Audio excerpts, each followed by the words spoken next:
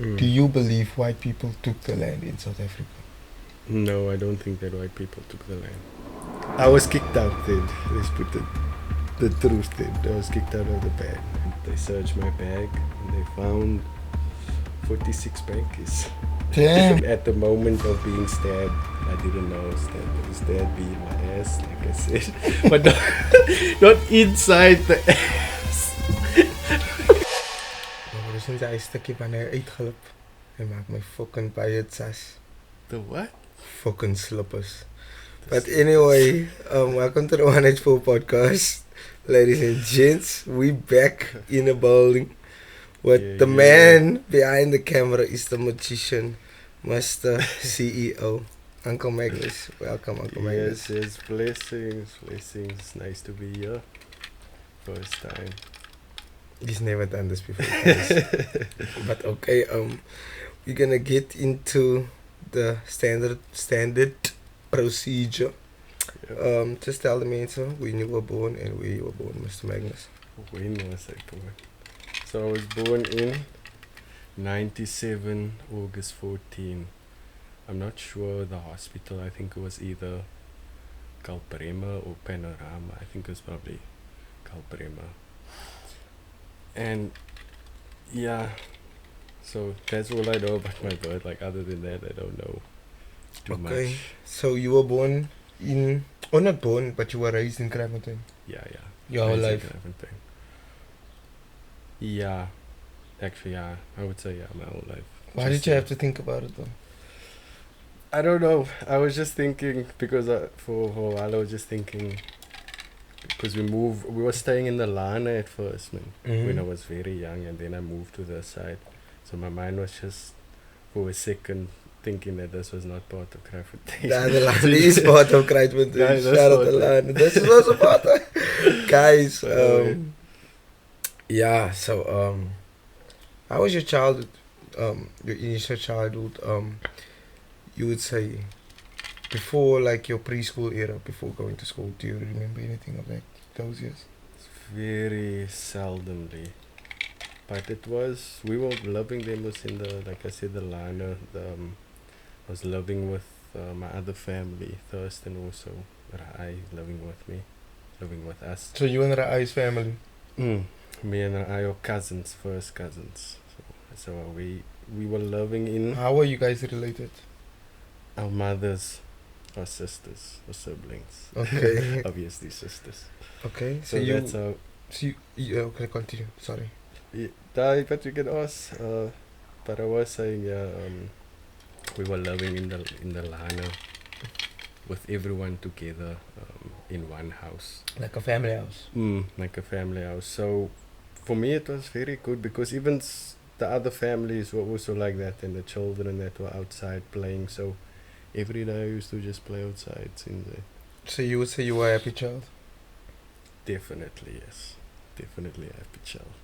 Okay. Where did you go primary school? So I went to two places. First was Simonsburg. That's where I spent most of my primary school years. That was from grade 1 till 5. And then after that, I left to Arestia for the 2 years, 6 and 7. So yeah, that was a transition. Why the transition? Why did you have to leave Simonsburg? My father and parents felt at the time that the school was changing, man. It was changing too much to being a proper school, to where now there's fights a lot of the days. It's not a good environment, you see. So they just felt that it was necessary for me to go to a different school. Okay, so do you think they were now being older?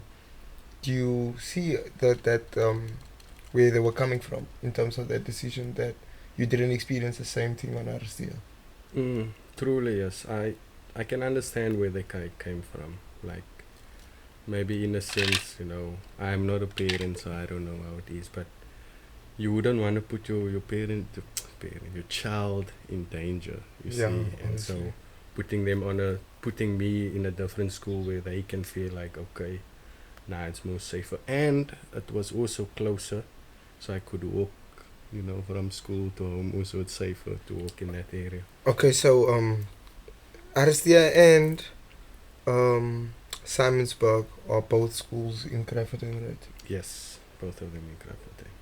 Would you say, never mind just the environment on the schools, that the resources or like both are like I think Model C schools, but do you think the the potential or the environment, not just of fights, man. I mean, like in terms of the education you receive, do you think there's a big difference between the two?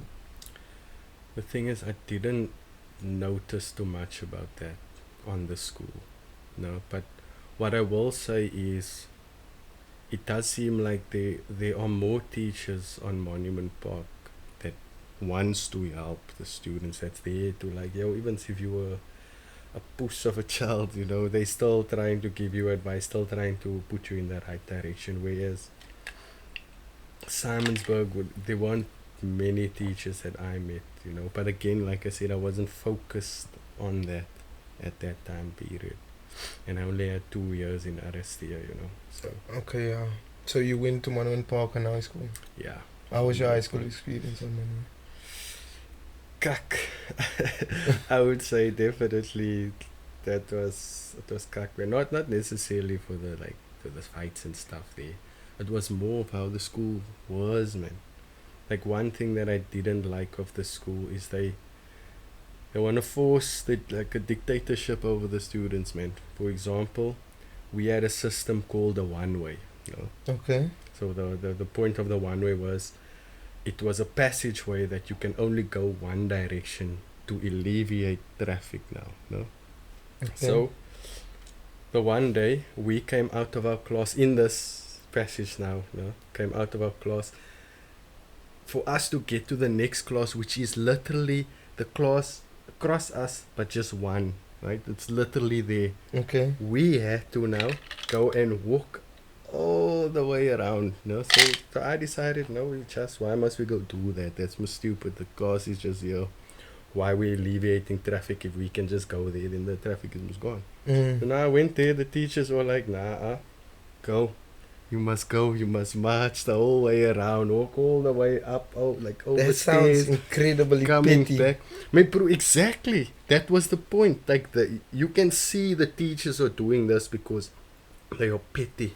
Because we telling the teacher, yo man, we came from this classroom that's right across, and just like one classroom opposite, and then they will chase you away, my bro. And it's like it's messed up.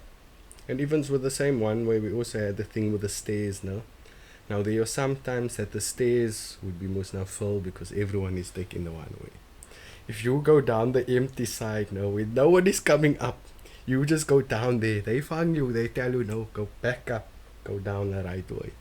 So it's like, that's crazy. So I was my bro. I that was one of the reasons. Like I really didn't like that school. The teachers were also. They were just nice, man. They were not. You can see that a lot of them are not there to help the kids. They were there to get money. So it's like, okay, that's so it's you were pretty blunt. You've been feeling that. Definitely, yeah. Okay, so never mind the teachers in the school now. What type of student were you? I was, I would say a nerd. Not nerdish or nerd, but nerdish or geekish. I was very quiet, man. See, a shy type of reserved student that wouldn't want to get into trouble, even so I did. But that was the type of student I was. I was trying to just be invisible. You can look at it like that in school. Why? Because like I said, man, I was the shy, the perceived as the shy, introverted kid, So there were times in also primary school, not high school as much, but that I was made fun of, taken for a puss. Bullied. So, yeah, verbally bullied, you can say, not necessarily like fist fight mood, throw into a locker type of thing, not something Yes. like that. Okay, The Americans, I don't, yeah, I didn't want to say it's all in the movies because you might have experienced that. but we don't have lockers, but yeah, people Africa. did some hectic shit in the school. But yeah, anyway, so that's why I just wanted to stay out of the way, man. That's why when I came to high school, because already primary school, I already wasn't less for the school environment, man. There's teachers telling you what to do, how to do things, when they don't even know either. So when I got to high school, my goal was just to be just 5 years left. Then I'm done with the school. So Okay. Um, are you naturally a shy person, or do you think you were just perceived in that way, or introverted person? let me clear it up first. Introverted people are not necessarily shy. You see, maybe in certain times I would be shy, you know. For example, being with the opposite sex, a female, I would be shy. I wouldn't lie about that. But most of the So time, you are attracted to females?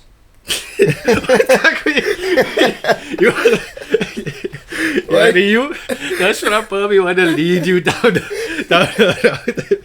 Of course, I'm attracted to females. It doesn't have to be of course. I'm not forcing you to. Of course, but I'm laughing at that question because you paraphrasing like you haven't been spending the last few months with me, knowing Our viewers don't know, bro. So I'm just trying to give you a chance to speak for yourself. I hear you.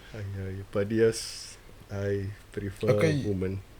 Okay, but you were saying. But I was saying about the introvert. I wasn't necessarily shy. I was just quiet, So people who are quiet are perceived as shy because they're not sharing in the group or whatever. But I was not. I wasn't shy. And that's how most introverts are. It's people who are quiet. You get your shy introverts. They're anxious also, people who are anxious, but not all of us are shy. Yeah, I think it's in any context, it's a bit weird if you want to box a certain type of people in okay, you all are like this because of this. Or like say you all are introverts, so all introverts must be shy. Or it's not like that. Like a lot of people, the child might be dealing with child trauma experiences at home, or he just maybe don't know how to interact and easily make friends, or it's not per se that they are shy, or you understand. So that's how I like in that's one context, but there are various other contexts where people like want to paint everybody with the same brush. The same with the race thing, white, black, colored. They viewing that label as a certain way. You see, white having money, black being the one that has the land or ownership to the land, and then they paint the colored people as gangsters, which is not true. You see, but that's the label thing, man. That I feel like we, as a society, we have a problem with that. Because, for example, let's say you with a Rasta. If I had to get my hair dreaded, or let's say a ordinary black man gets his hair dreaded, he's automatically that price Rasta. You see, he's already put inside a box. You see, yes, even for me with a long hair, I'm put inside a box as being a rock and roll artist. If I go, the people will think, people have to, then I'm here doing rock and roll, because I look like this. And at times I will agree I was wearing an outfit that was like that. So it would, give that impression. But yeah, that's a problem, man. Just labels. Trying to box everybody in, I get you. But while we're on that topic, just explain to the people, what are you? Are you black, white, colored? What are you? What do you identify as? I want to identify as a human. Well, the reason why I say that, because I am culturally colored, but I don't look colored. So I'm not necessarily treated as that. But also, just because of the fact I don't want to be boxed in as just being a colored, because I'm an artist also, I'm a producer, and again also I don't also want to be boxed into those things. But yeah, for the viewers, I am culturally colored. Genetically also colored. You can see. No, I wouldn't. But what is the genetics Like a, of a like colored? just Would like you say you? I wouldn't say I'm a scientist or like Mm, whatever doctor, but just in the two phrases, the genotype and the phenotype. The phenotype is the physical appearance. So mm, you might appear white or black or whatever, mm, and you might genetically be colored, mm, meaning your DNA structure and your makeup. So, with my question, with regards to my question, is both of your parents colored? mm. Both of They your they are both light skin coloreds. You'll say that, but also some history that I don't think it would be appropriate to go on the camera on here. Is that my father's father, meaning my grandfather, was white. The rest of our lineage is either colored people hooking up with colored people or it's a distance relative. Like my mother's side, I know there was a German and a black woman from Saint Helena. That was my great grandparents. That is a history that me and Thurston share. So with the DNA thing, I would feel that because in my mother's side of the family, we don't have a lot of white-looking people besides me and maybe like two other people and my brother, obviously. So my genetics, I would assume, is coming from my father's father side. You see, which was white. okay, Mm. I get you. Do you feel like you have touched on it, but do you feel like people must understand you or try to or how's your experience being as a colored man who's not Yeah. thought of as or perceived as a colored person? Well, I'm treated as white. I would say that, you know, even like just because I never got to experience it in my family until I went out in the world and just saw how they interacted with me. It's sort of, and I'm not too sure about this, but it sort of feels also like not parents, but my family treats me white, whereas that nuances that they would, not give the colored people. For example,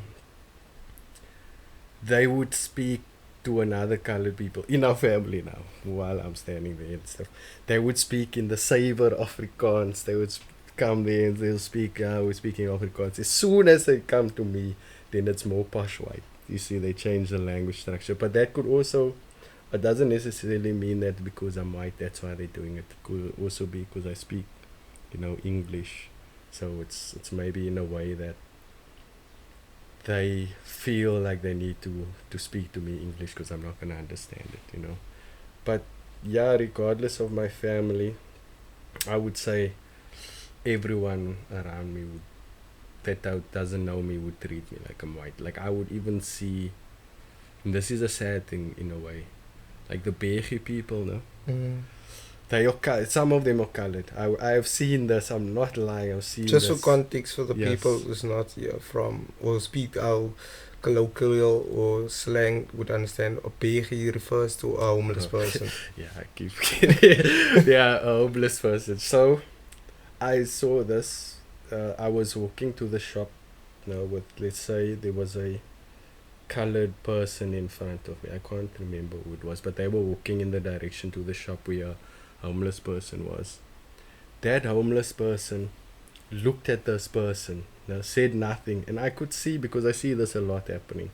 When that person walks past, then they will come to me and they'll ask me, "Yo, do you have some money? Do you have some of that?" I know it's a petty thing, but it's Oh, this. you crazy, It's bro. like you can see now. For me, why I feel that is sad, is because this bro was colored, and instead of going to another person that speaks their language, that is in their culture, That's they don't yes. know that Who I'm can also relate in. to them? Exactly. They were like, "Nah, I know you're not gonna give." Let me ask this bro here because he's, can I say, white. He looks like he's gonna give. And there's, but small things like that, man. Like just being in the area, I can feel that there's a bit of a, not a racism, because it's in, not in a bad sense. You see, white people almost perceived in a bad sense around South Africa. You think that is a reality? Mm. White people are villainized in South Africa.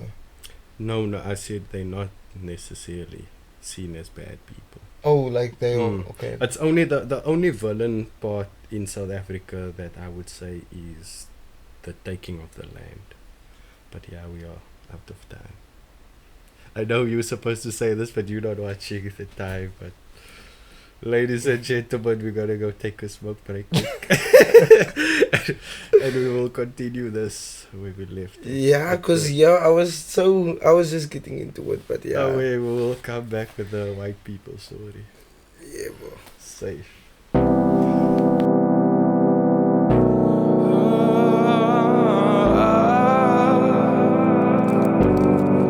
I'm emotional,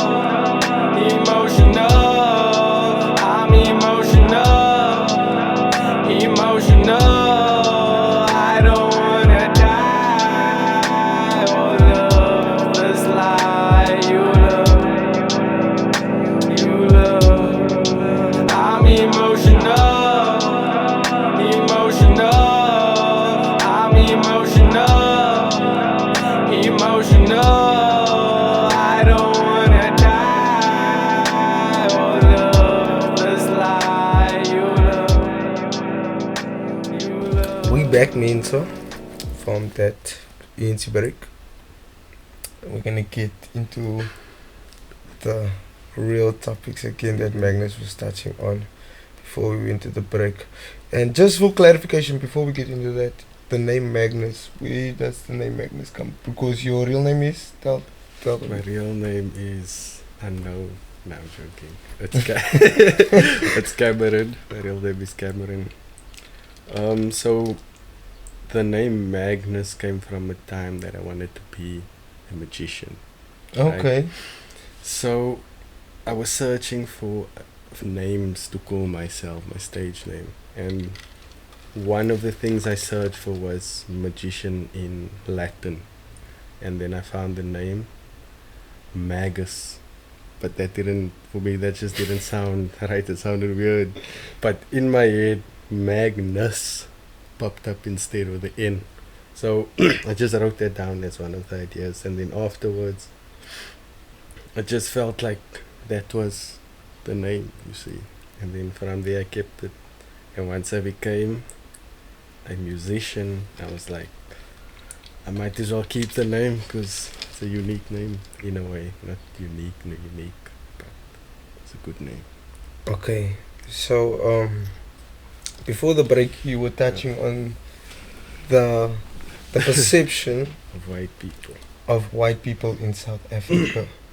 And you were saying, just beginning to say, that they are only villainized for the taking of the land. Mm. Do you believe white people took the land in South Africa? No, I don't think that white people took the land. The reason why, I would say, is, let's look at this from a point. The people that came to take our land were men as well, right? There were no women on the ship, can I say that, with Jan van Riebeeck. So can we then accurately say men stole the land? Which is, you was putting an attribute to what they were. Can we say that? That would be incorrect, right? Why? Because it wasn't necessarily men that, even though they were men that stole the land, but us two who are men and other people who were men also, they got in their land taken. That Okay, I You see what see. you're trying to imply. So, So- you are trying to say it's we not shouldn't all say white white people. people. It's not all white people that took the land that day. Those people were what you would call white now, but back then they wouldn't have been called white. I don't think so, right? Because they made the structure most now after the slavery. But regardless of that, why are we putting the attribute there? Why do you think it's necessary to say that white people stole the land? I don't per se have I don't want to say I don't have an opinion on the matter, but You are the one being interviewed at the moment. So that's why Yeah, I'm very good. trying to get a better understanding, and the people are trying to get a better understanding of what your views are. So okay, we wouldn't say white people took the land. Why do you think the saying white people took the land is there? You think it's being politicized? We politicians capitalize off saying white people took the land, or it's a lack of education. So is it like on purpose, or is it uncontrolled? Is there is there agenda with it? I feel like all of you, what you said is accurate, but the main things is, but I feel like there is perhaps a gender of division, right? The point of putting us in this color structure, saying you white, saying you black, saying you colored also at that time, was to must now separate us, to saying that's who we're gonna enslave, you know, apartheid era, for example. So, what are we saying now again? Just a chat. We were saying, listen, how I did actually speak. I did actually The age speak. break. It's too much for the age break. Okay, now okay, But yes, he was speaking about this, the white people, how that became like that. Right, that's what you was mentioning, why it became like that. So yeah, the color structure, I we were divided, and why we were divided. And you were touching on the periods of, say, slavery and apartheid. Just touching on that topic, do you believe apartheid was a crime against humanity? Of course, not necessarily a crime against him, but it's just a moral decision that was the fucked up one, moralistically speaking. You know, that was a very barbaric decision to say these people who are indigenous are much less smarter than us, so we deserve their land. And also there was the treaty of them giving the land or whatever for a certain amount. I don't know the amount, but it's ignorant, man, just to think that I deserve this land because I paid someone to take it. You see, even though they didn't even understand the concept of that land thing. So I think it's a messed up thing. But there's a lot of messed up things. Even now the Russia, the war with Russia, that's another thing. But yeah, apartheid, definitely. And do you think the country is in a better state, say per se, after apartheid? Are we on good standing ground at the moment? Economically speaking, no. It would just be the economically and the functionality of our country.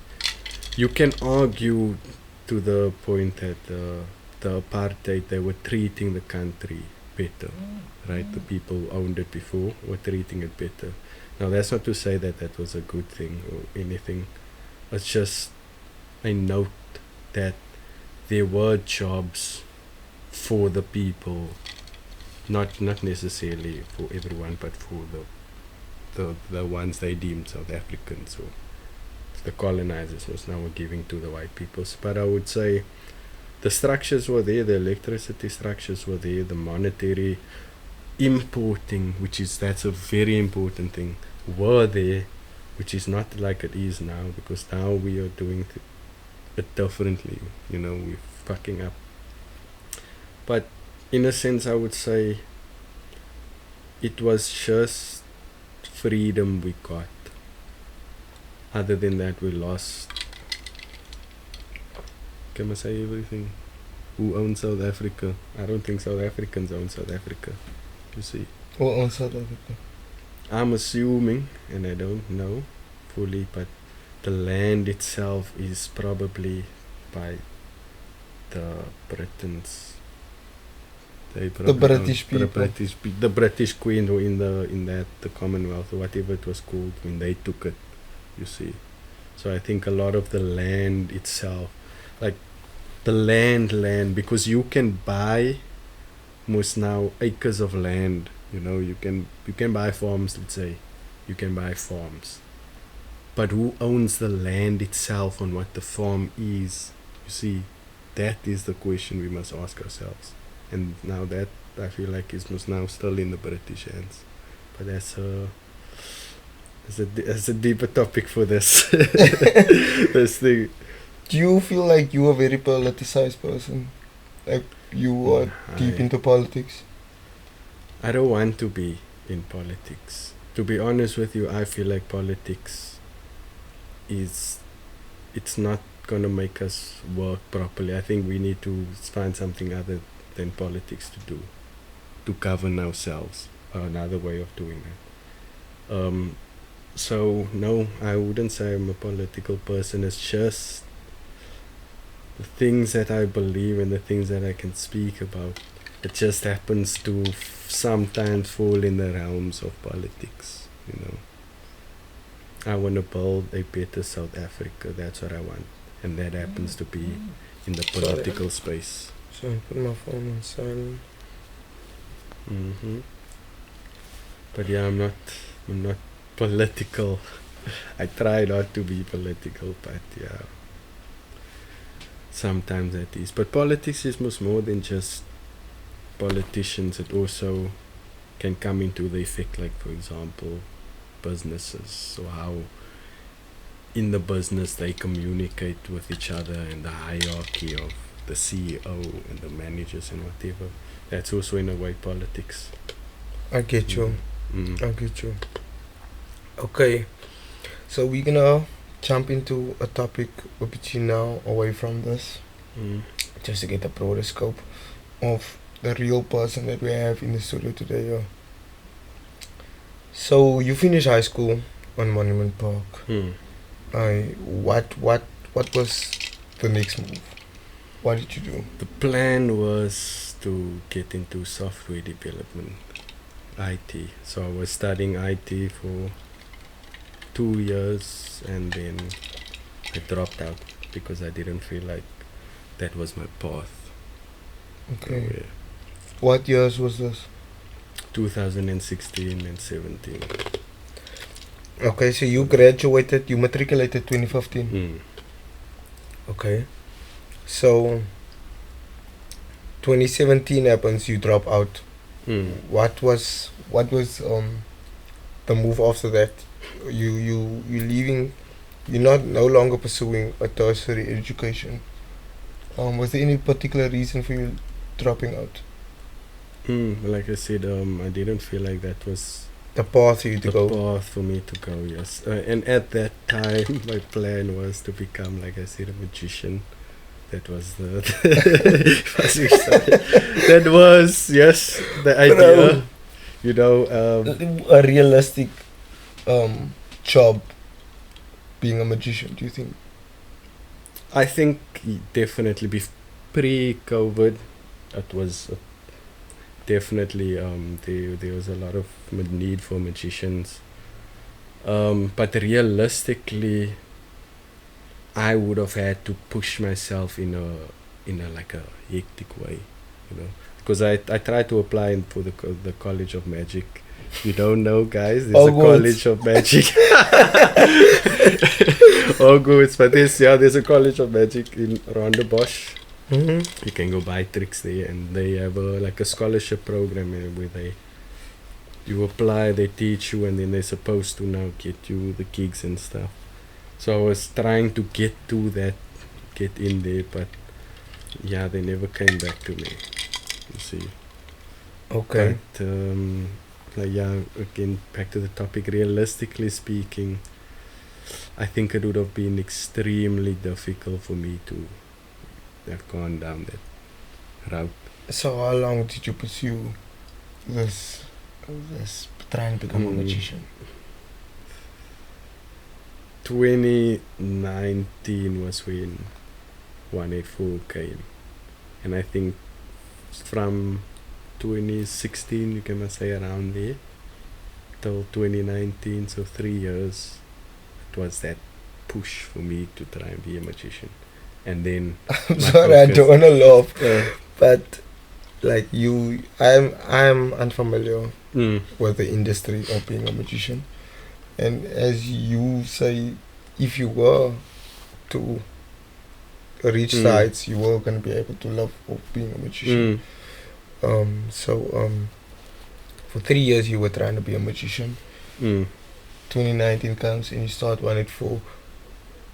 184, what is your role? No, not just 184, but okay. Just It was I quickly. was in a band also, so that was the music journey, you can say. But my role in 184 is I'm one of the founders. Me and Lord Crank is the other founder. We Okay. founded 184. Okay, so like, what do you do? Are you a artist? What? A Okay. photographer? What do you do? I see.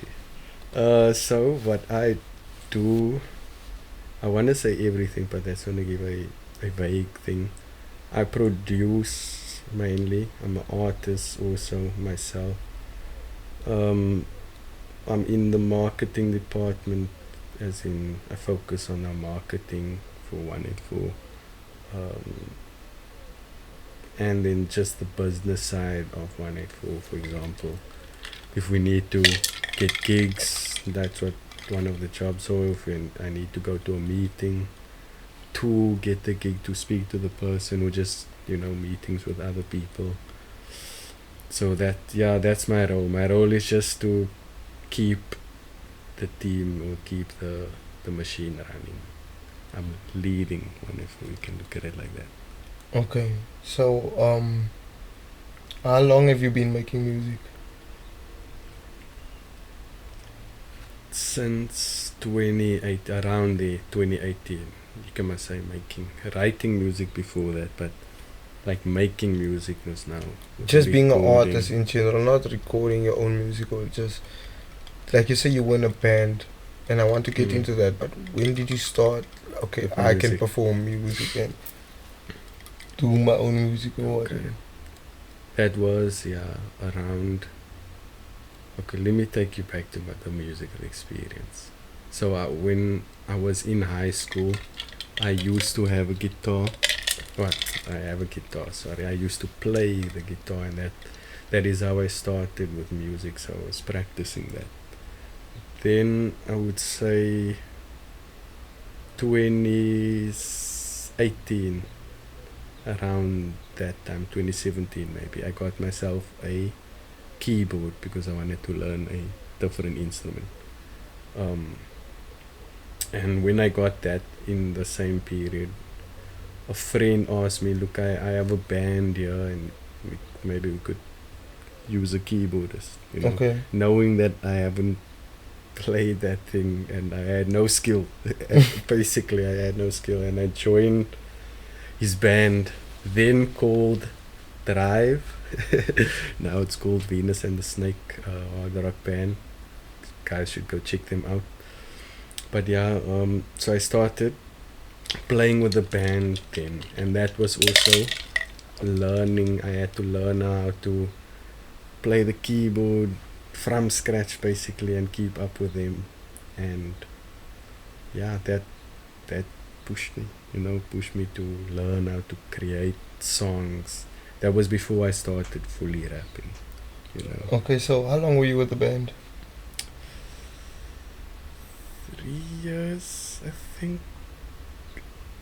No, that seems too long. I said 2018, then we can must say 2020 was when I left the band. Let's put it like that. I left the band. Why do you say Uh, let's put it like that? But okay, then I can Well- tell. I was kicked out then. Let's put the truth then. I was kicked out of the band. So 2 years, but to answer your question. Why were you kicked out of the band? Why are you being vague about being kicked out of the band? I don't know. I was just because I was answering the other question, man. But so I was kicked out of the band basically because they felt, or the leader felt, no hard feelings to anyone, but the leader felt like I wasn't putting in my effort, you know. Which, to be fair, I wasn't really, you know. But for me, I feel like it's a good thing, man. Because for one, I wouldn't have quit the band myself, and at that time I was at the crossroads, not realizing I was at the crossroads where I had to either choose between the band, Magic, and 184 Records, you know. So obviously I chose, you know what I chose, 184. I had to choose it, you know, kicked out of Do you the feel band. like it was the right decision? Definitely yes. Like I said, I wouldn't have personally left the band because I'm not a person to quit. Quit. I will go down with the ship. Yeah, since I'll go down with that ship. So I think it was a good thing because it was good for me to quit. I needed to focus on 184. That's why I also left Magic to the side, and then it just faded away. Okay, so we're just gonna have another cigarette break, ladies and gentlemen. That's why I keep saying cigarette break. Do you smoke cigarettes? I'm just saying what I don't want to expose them in. We're gonna go have Yeah, a marijuana break. Say that rather. He's gonna have a marijuana break. I'm a child. I can't do that stuff. Yeah, we're gonna just go sit outside. So yeah, after that we're gonna go into Magnus's whole experiences with 184 and some other topics that the people been wanting him to speak on. Okay. See you guys after this. Peace.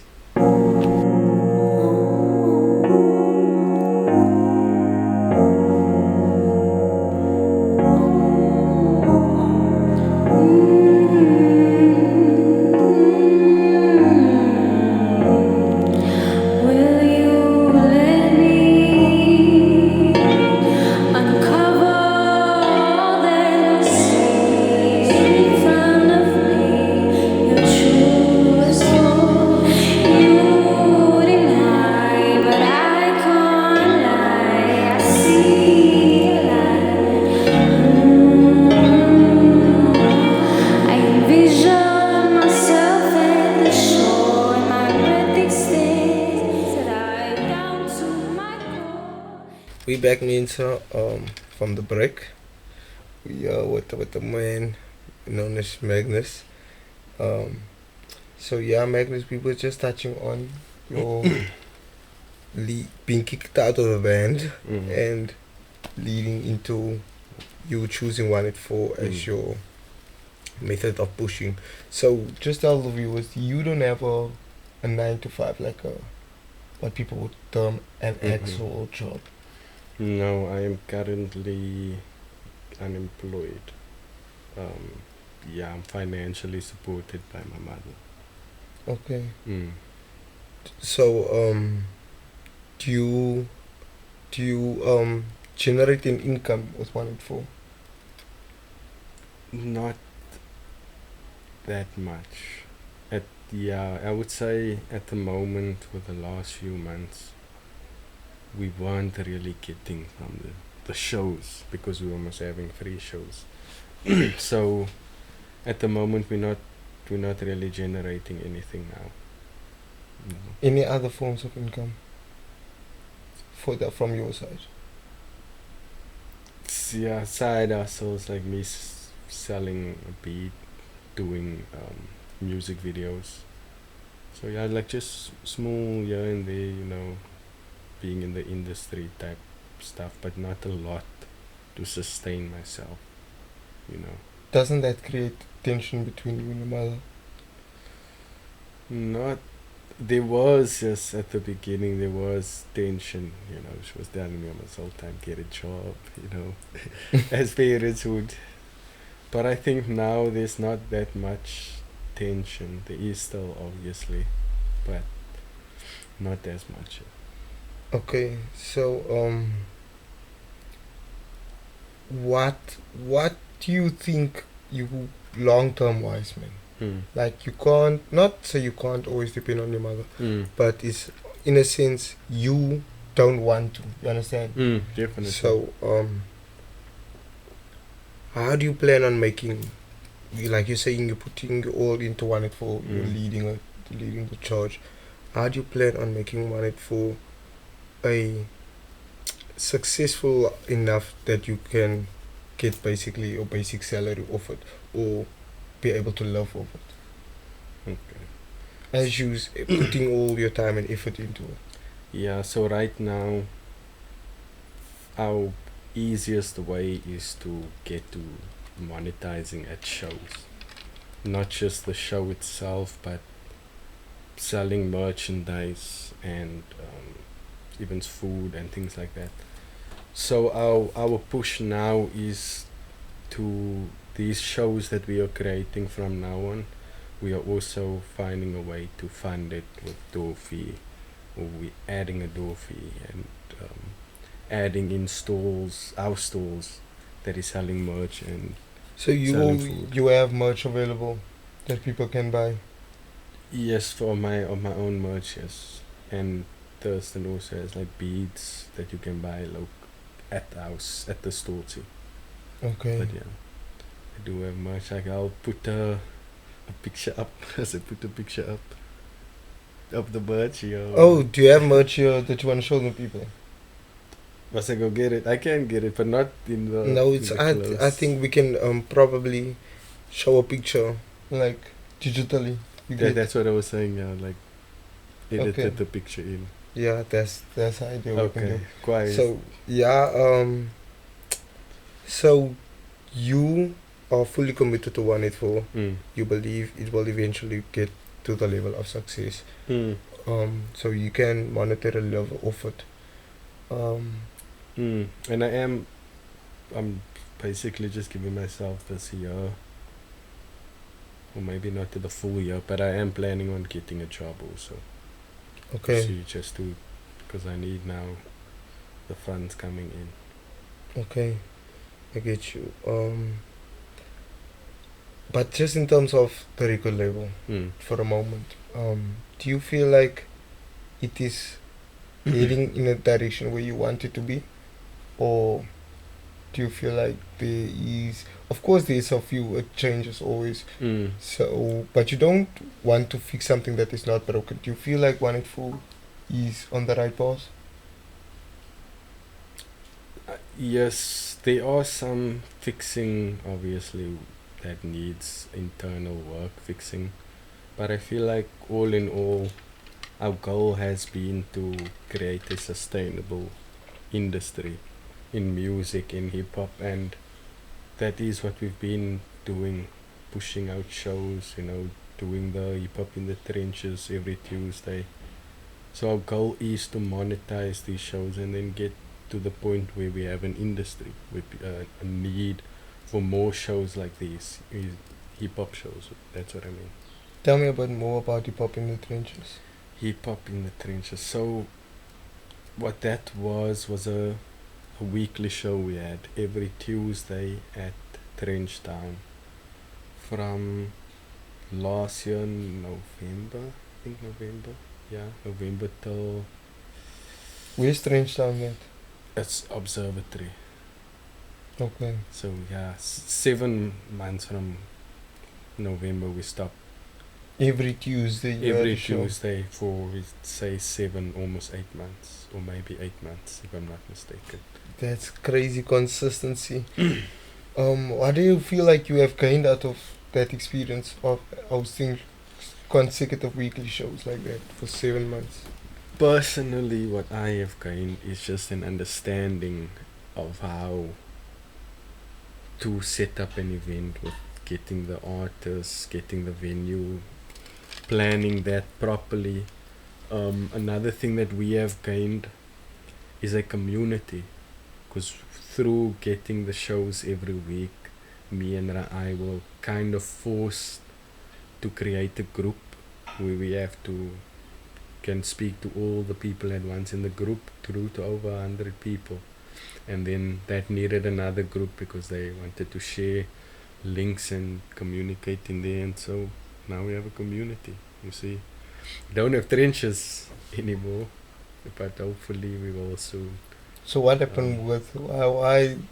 What happened? Why did it stop? They were having a renovation happening in Trenchtown, and so we were put off for a bit. And then when we came back, we spoke to them. One thing they said, I don't know, be in a bad term, but one thing they said was they felt that hip hop in the trenches wasn't bringing in money compared to, because they must now saw while they were renovating compared to when we were there.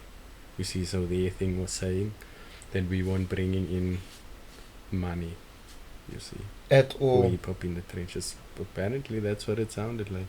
Because I wasn't the one that had the conversation. It was Lord Crank that had the conversation. But yeah, that's what the manager felt like. Do you feel like that?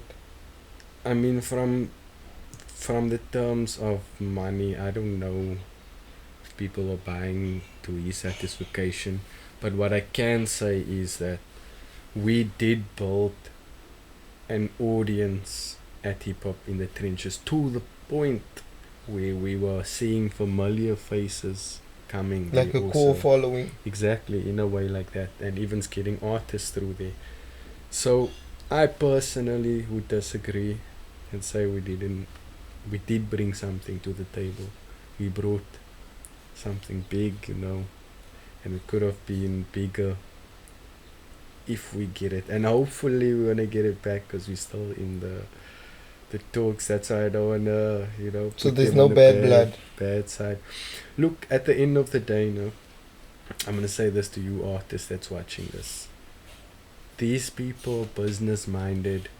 They don't give a fuck about culture or what you give a fuck about. They want to make money. Yes. And if you're not making money for them in their eyes, then unfortunately, don't be sad, man. Don't be sad that they're looking at you like that. Just go, and then eventually you will have to come back, because they're gonna see, hey, there's that brother, and he's making money now.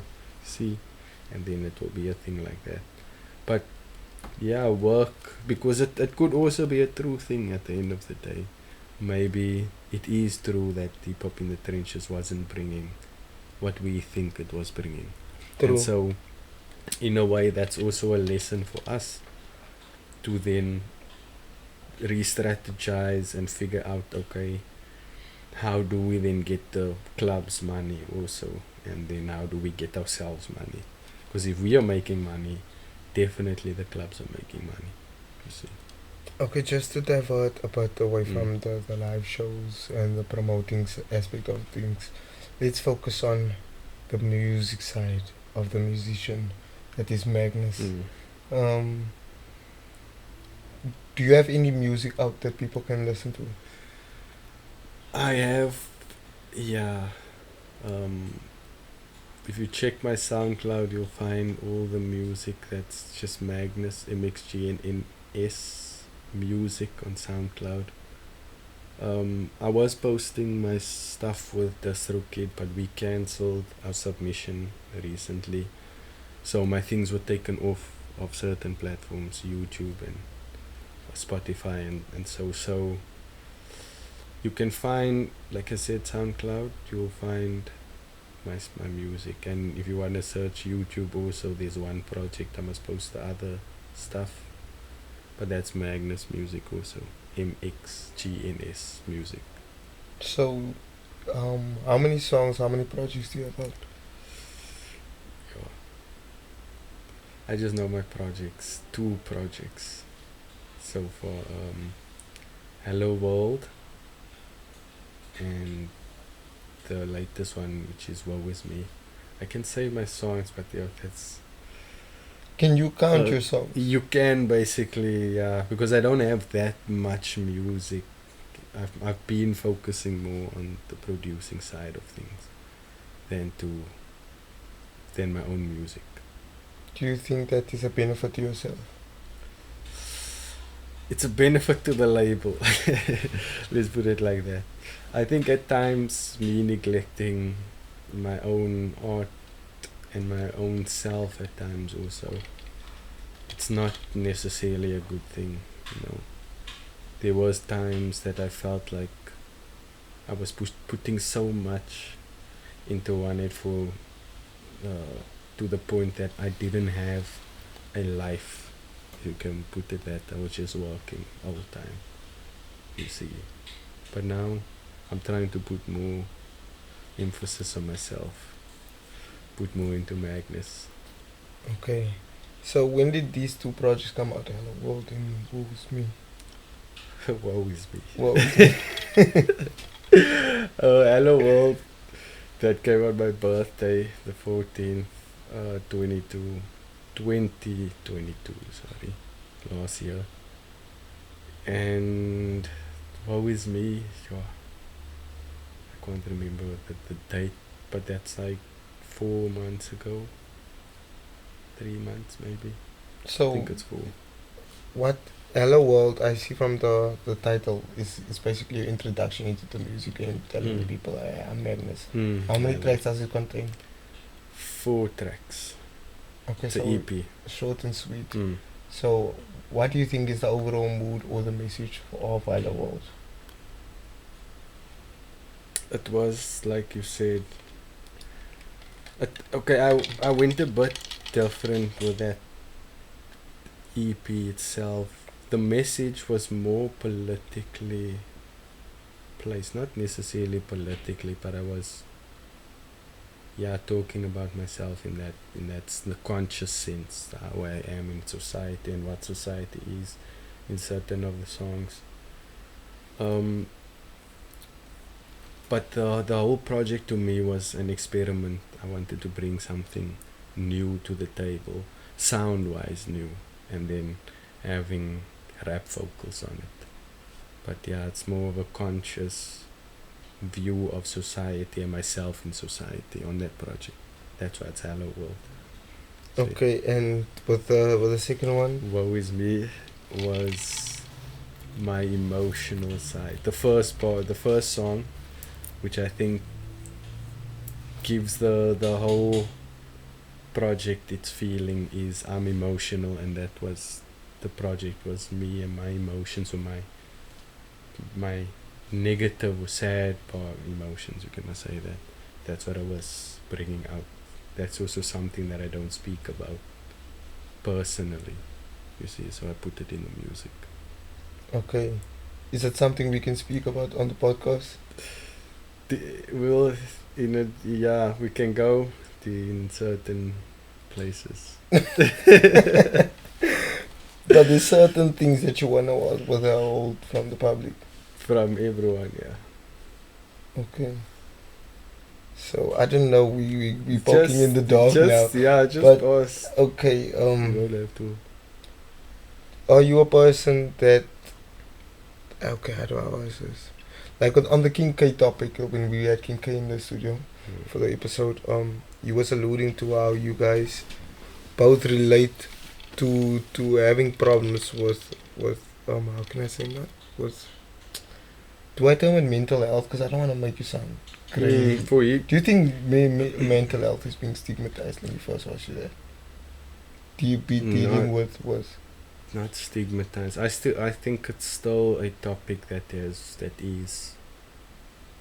not taboo, but very misunderstood, man. And so it becomes a taboo type of thing in certain families. Like certain cultures won't believe that depression exists. So when a person is depressed, they don't treat it properly.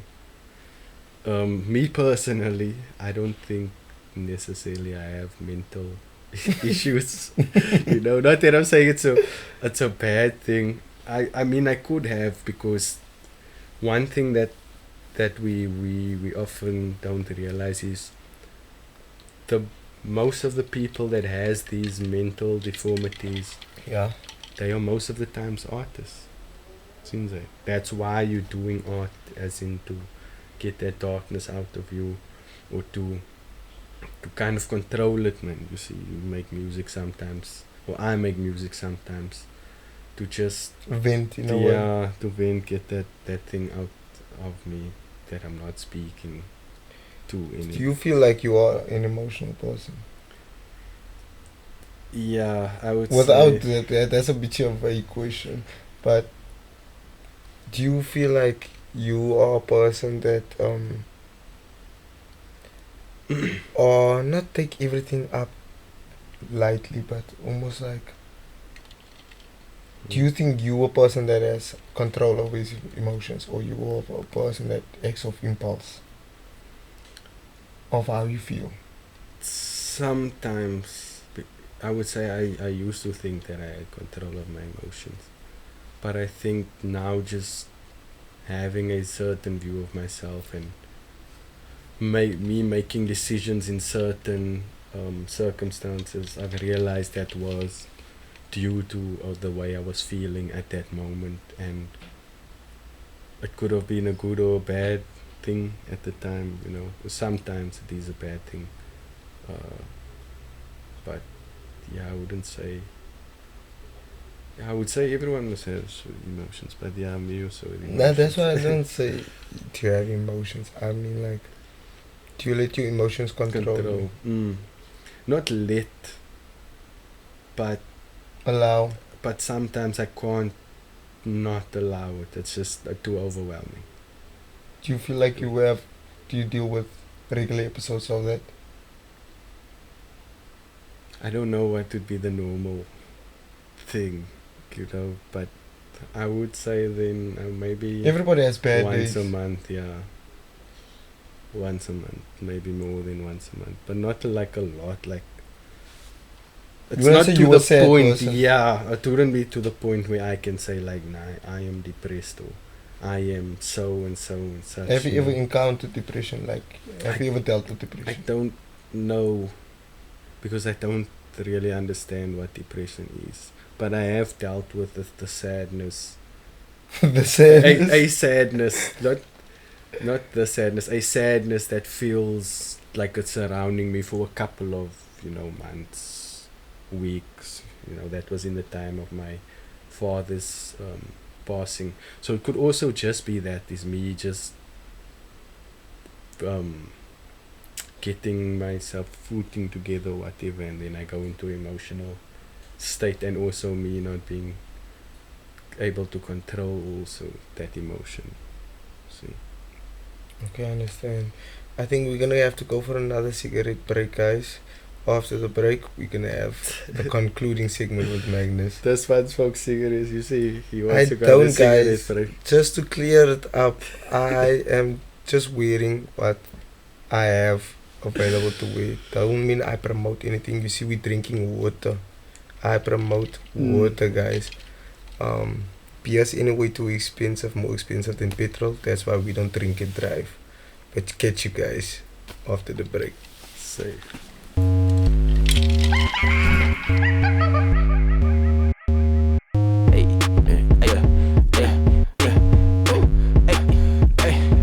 I just wanna say hi to the people. Then I wanna say bye to the sheeple. Everybody left, am I too evil? Everybody's right, this was too lethal. So I'm gonna tone it down a little bit. Relax yourself, take a little hit. I don't wanna say it, but you got a gift. You just gave it away, cause it didn't exist. Now you want it back, so get it back, go get it back. You want it back, I got your back, I got your back. I got your back, forget it, getting late, and I'ma do it till I'm dead. Let's make this bed to get the bread, decapitate to get ahead. I'm feeding feelings to the dead, I hear the ancient plea of dread outside the matrix. Please not dead, let's fight this demon. Yeah, mensen, we back from the cigarello break, and we're gonna continue where we left off with Magnus. So Magnus, you were touching on the depression aspect of how it was stigmatized and of how it pertains to your own experience. So moving slightly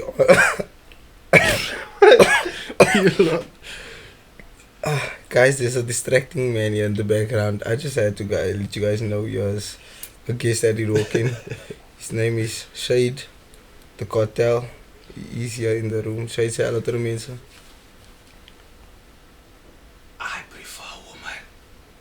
Shade hello. So yeah, he was just a bit distracting for a moment. But yeah, so on the path of you trying to balance your workload and the exposing the other artists as well, giving Mm. them focusing on their work as well. Where do you find that that balance comes in, man? Because how do you able to adjust to the balance? Because it's not only you being an artist, you have to Mm. be a businessman also behind the Mm. scenes. So how do you think you find balance between the both? So one thing that I do is because I started this, can I say, 2 years ago, having to divide myself into that. I just somehow learned that there are certain mindsets that you must have in those skills. Like for example, when I'm shooting videos or when I'm recording, those are two different forms of directing, and also mindsets. So you do music videos as well. Music videos. You're the guy behind the yeah, camera as well. producing, yeah. So Did you teach yourself this? self-taught, yes. I YouTube, can I say, I watch a lot of YouTube videos, and also just being the person with the camera, you know. So I'm always shooting, and that gave me practice, I would say. Okay, so how would you describe your music as? What is your sound? I am still trying to find my sound. Like Hello World was, like I said, experimental. And then Woe Is Me, I came in with more sad type of music, which wasn't necessarily experimental. You get sounds like Mainly that. focus like on melodies. On melodies, on the emotional aspect of the music itself, because I was writing for to express myself. When you say emotions, Emotion. which emotions in particular? I would say the sad emotion. I don't even know what would be known as the sad emotions, but that was what I was talking about. Is me being sad and feeling emotional, and just explaining it in a way in the song. You know why I feel emotional. Not even fully why I feel emotional, but how I deal with emotions. How it sort of sometimes takes over. You know. Within these emotions, are there like emotions of anger, like in your music? Where you Not in my music, but I would say perhaps there's a sort of, anger or irritation in a way, that I'm not where I want to be in that sense. do you ever So- lash it out with your anger? No, that's one thing that I'm really good at, is keeping things in, which can be a bad thing at times, but a very Unhealthy skill. practice also. It's, Did it come from MMA? Did that specifically come from MMA? no, I would say though it came from my childhood, just me being introverted, and perhaps the way I was growing up, I was forced to just self-regulate my own emotions. And So you're I not the thought that- person that gets into physical altercations a lot. no, not really. Have you previously? Yeah, I mean, even with you, that's not necessarily okay, not physical. I was thinking verbal, but physical. Not. I would say high school probably was the last time. Did you ever fight in high school? What But was that it was about? also a stupid fight, man.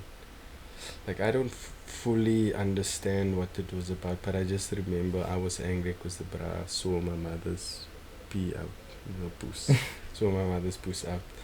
And then, I had a problem with them, pushed him, and at that point it started a altercation, not a fight yet. And then we were in high school, so it was like, meet me outside. Listen, Catch you outside. Catch you outside, and so then we went there, and we were about to fight. He threw a few first, I didn't really get anything in, and then the prefects came stop us. That was nowhere. So they Have you ever stopped the got fight. in trouble with the law? I have, yes, recently, only once, I would say. Yeah, once. What happened? What was what was the I situation? was. This was from coming from a night of trench. Tuesday night, us having trench. I had weed in my bag, in my car, weed. And so the police came and they stopped us. Their reasoning was for stopping us. They said they saw Thurston was either throwing out dacha pills or dacha seeds or mandrake pills. You know, that was their reasoning for stopping us. But they came so aggressively in, man. Like, 3 vans came.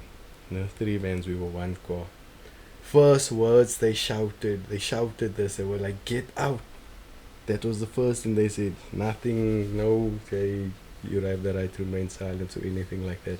Just shouted, get out. I literally thought they had the guns out, because it just felt like that, because all I was seeing was The lights way at the the back. aggression The across. way that the aggression was. So we all got out, you know.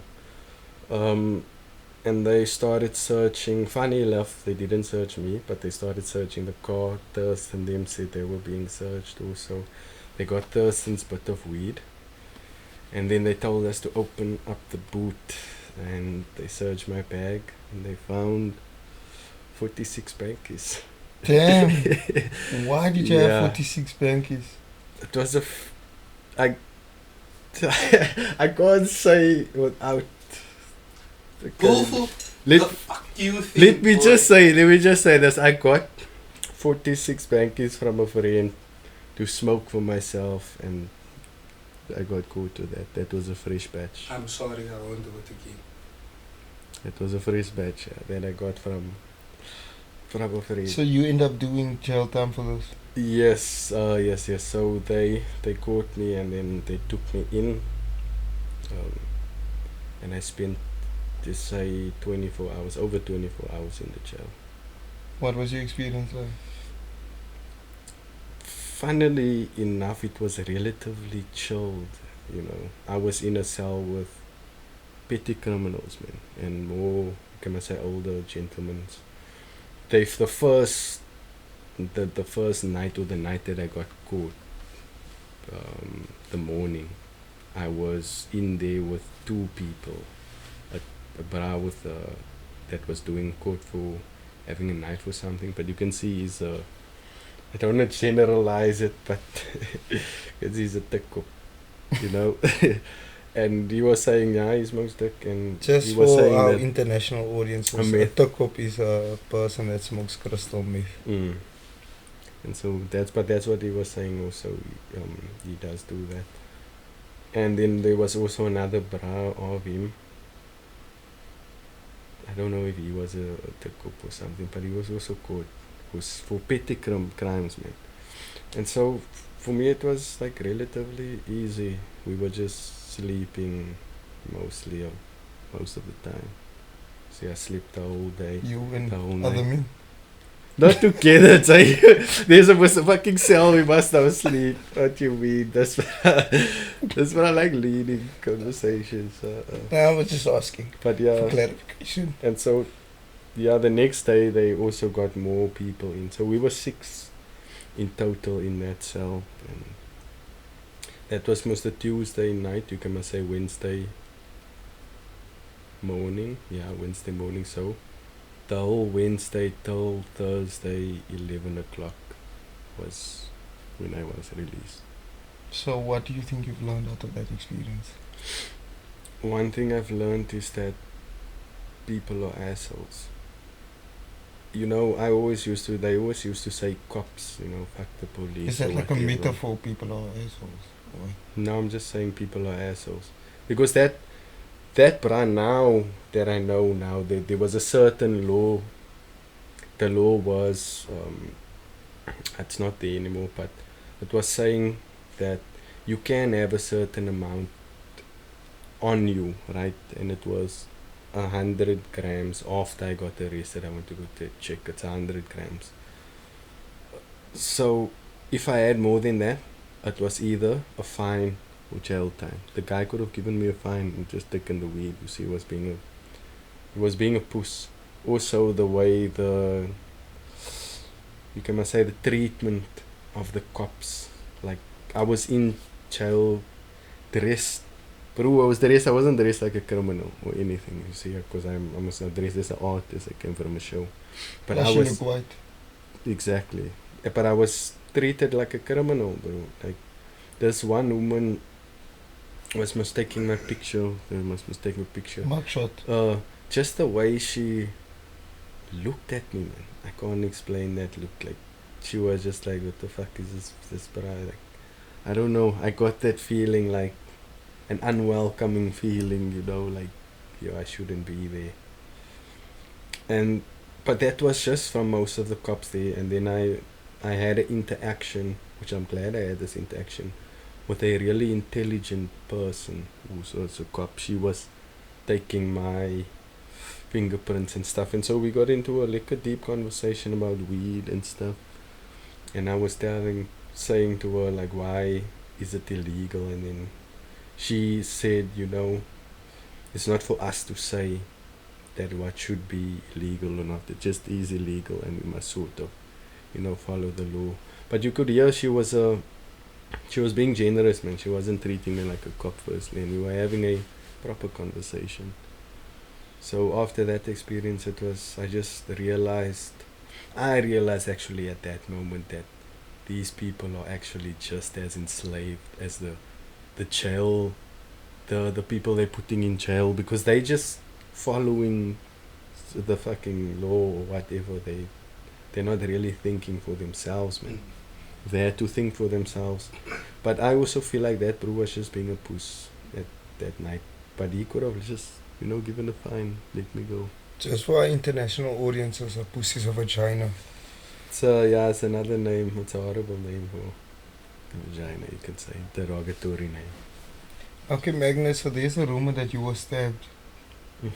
Is it true? The rumor is true, yes. I got stabbed. I got stabbed in my ass. Damn. Can you elaborate on that? So, I thought you said you prefer a woman. my bro, don't be dumb. I was don't have a decision where to get stabbed. They just stabbed me in my ass. In your ass? Let me explain. Because you are thinking, that's what I was thinking is, I feel like it always does. But, so, me and my friend, there's a house shop here on the thing, Worms, you've seen it. It's in the road. So me and my friend went there to go buy, I think it was energy drinks or something. And then there were people standing there, also other men, so. And one of them greeted my friend, so at the beginning I thought those people were friendly. But anyway, they left, and then they were apparently waiting for us there on the side, which we didn't know. And we bought the stuff, walked down the road to my house. This literally happened in front of my house, so they came up to us, and they just started, must say, skitting us. Without saying anything? They basically came up to us and say, yo, I can't remember what it was, and then just started searching us, taking the stuff out of our pockets. And then I was very confused, what is happening here, because I thought they were friendly, greeted the bra. But then they took my phone and my earphones also, and the cool drink or the energy drink I had. So they asked me, do you have a pin on your phone? Right at that moment, I didn't have a pin on my phone, but I had a lock activator that you could put the pin on. So I told them, yeah, I have it, I'll put it in. So I activated the thingy. So at that moment, I was a dumb guy actually, because I was trying to get my earphones back. So I was saying, I think I said I need the earphones to open the phone or something, and can you give it back? At that moment, the one bro was like, okay, that's why you want to run away.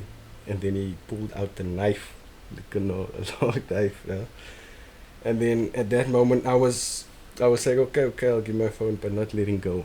One of the brews there were like 4 of them, I would say, around, right? So one of the brews grabbed my hand and was trying to, pull the phone out of my hand, and then somehow I was turned facing the brow with the knife with my back, and then he stabbed me. I don't know how he stabbed me because I wasn't facing him. And at the moment of being stabbed, I didn't know I was stabbed, but he stabbed me in my ass, like I said. But not inside the ass. Like the ass cheek. You know that the ass cheek. He stabbed me in my ass cheek. And so... Op je bang. You can say so, yeah. He stabbed me, and then...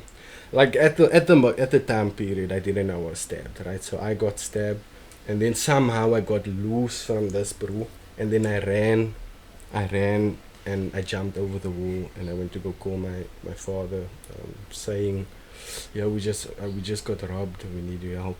At that moment, I felt it's a bit cold. Yeah. And that's when I realized, when I put my hand there, oh shit, it's wet here, when I looked, it was bleeding. So I realized, Your ass was bleeding. I was stabbed. Obviously my ass was bleeding. What do you think happens when you get stabbed? You As a gotta dude, bleed. do you ever check your ass, boo? If you do that shit, suspect. I even check your ass. Do you ever check on your ass? Like, hey nigga, you okay? Have you been stabbed? Like, do you ever physically No, but check? he said he felt his ass was wet. I felt that the cold After. breeze must now, as I was standing there getting my thoughts, I realized, and then I just felt, it's cold here. And then, So that's a normal ass question. That's why I was like, Did you need stitches? yeah, I can't remember how much stitches. did you But cry? yeah, I had to go get. No, I didn't cry. Not for the stitches. Stabbing is- But the stitches Not for the stabbing. was. I didn't know I was stabbed. Again, like I said. Because my back was turned, I guess the adrenaline rush or whatever. And I got away. In my mind, I got away. I didn't know I was stabbed until I felt my ass there. And, Did you lose the and phone? no, I had the phone, I got it away. But also another interesting thing before we get off the topic is once my father we chased them, and then we actually found them walking on a road there. And what my father did is throw into them, but not like trying to hit them, or kill them, let us say. But he did knock them, not hard enough to I guess injure, but just to make them get a fright. And he was trying to catch the bruiser, because he still had an axe with him. He jumped out of the car, trying to chase them down, but they were too fast. The one bra went over the field, the other people ran down the road, and we ended up losing them, unfortunately. But I still had my phone. I just Okay. didn't have the earphones or the Okay. drink, which doesn't matter really. So, in light of you being stabbed in your ass, and you alluding to it earlier that you actually prefer girls, I think after the cigarette break we're gonna get into Magnus's love life a bit, and Right, this is yeah, what he has to say. See you after the break, guys. Before the break, can I ask one question? What happened to the other nigga? We just lost track of the nigga that was Oh. with you. Nah, he was there. When I jumped over, apparently they ran away. But I obviously opened the gate and then let him in. But they also took, he was had a cool drink also, or energy drink, but he didn't have a phone or anything, so nothing really besides the energy drink getting taken happened. You survived. Definitely, I'm here sitting in front of you. So yeah, mate. So we'll be back soon. Safe.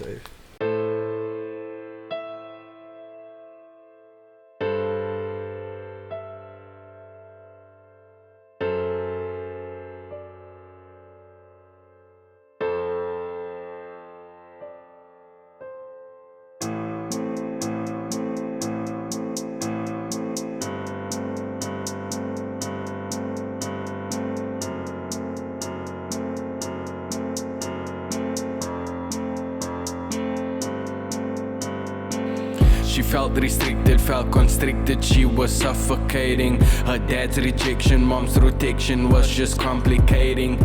Men be texting you so sexy in hopes of copulating. And she's just 14, so she's falling for the accommodation. Yes, Mensa, we back from that cigarillo break. We're just gonna close out with Magnus now with the final topics. So before the break, we were touching on Magnus's love life. So Magnus, you said you prefer girls, right? Women. Okay. Let's make that clear. I prefer women, not girls. Okay. I'm a grown man. Yeah, I didn't mean it in that way. I was just saying. So are you in a relationship at the moment? I am not in a relationship. I am single. But you do interact with women. Why are you laughing? I do interact Mommy. with them. Let me just say this. I would rather keep, my, love life, woman life separate to the fame. Okay, I get you. So there's not a thing, the topic that you really want to expose to the public. True, yes. Okay.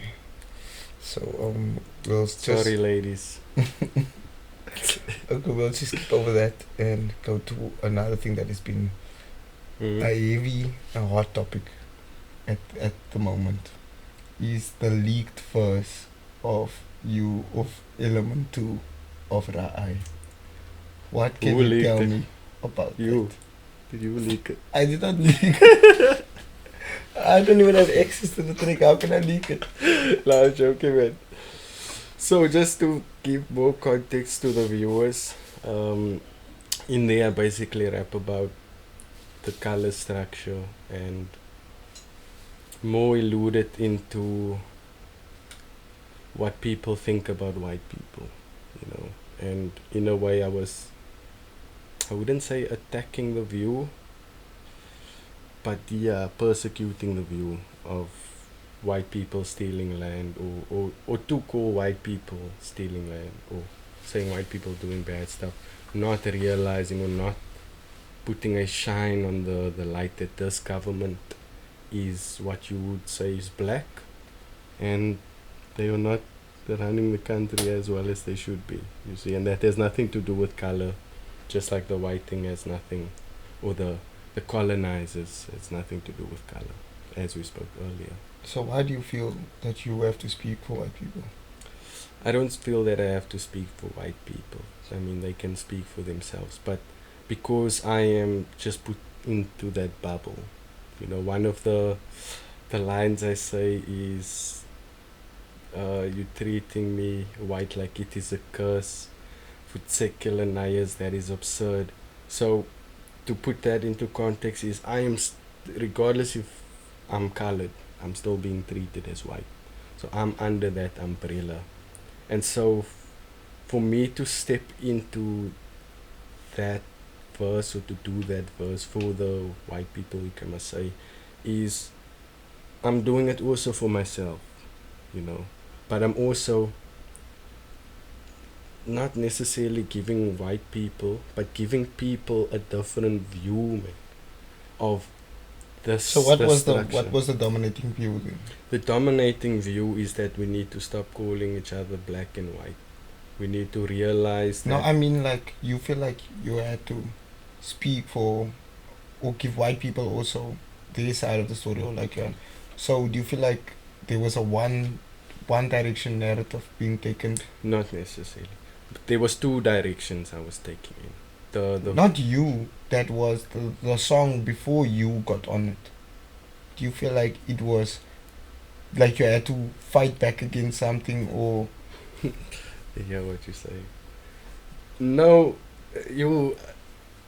For context for people, Ra'ai and Bufu both in their verses mention white people.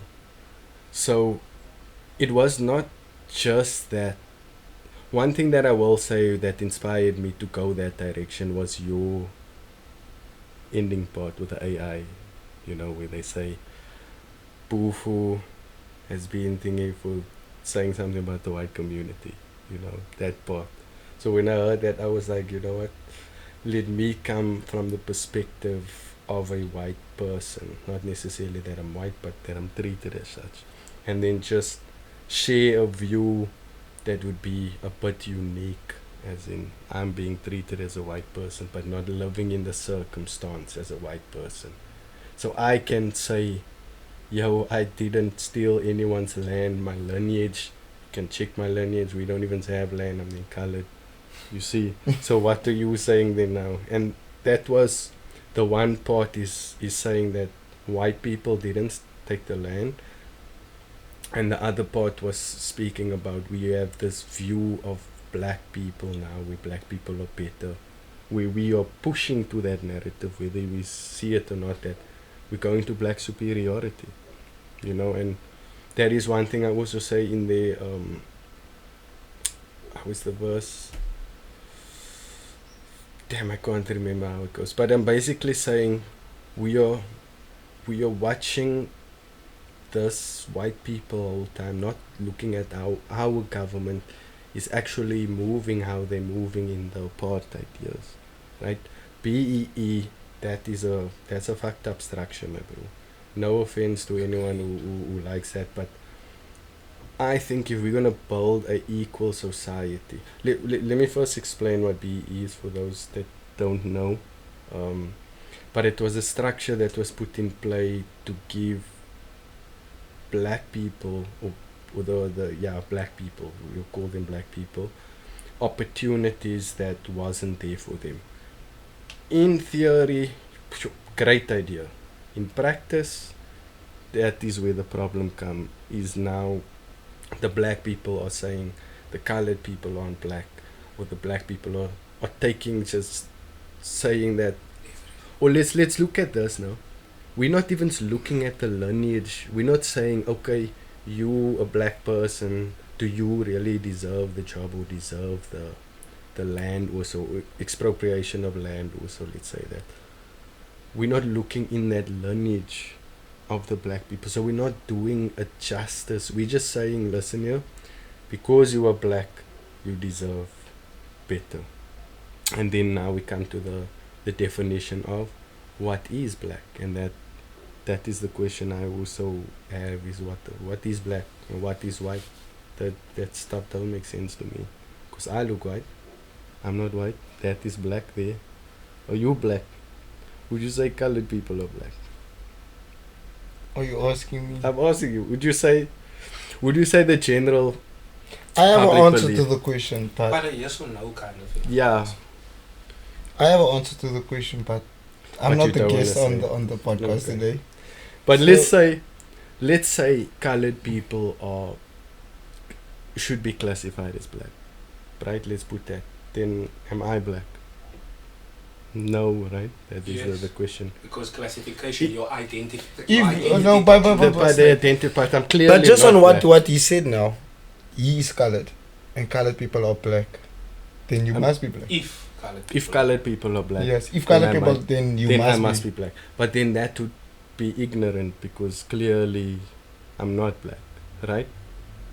From my part. So And I there are think, more colored I think, people Not also. that I wanna enforce my or encroach my viewpoint onto that.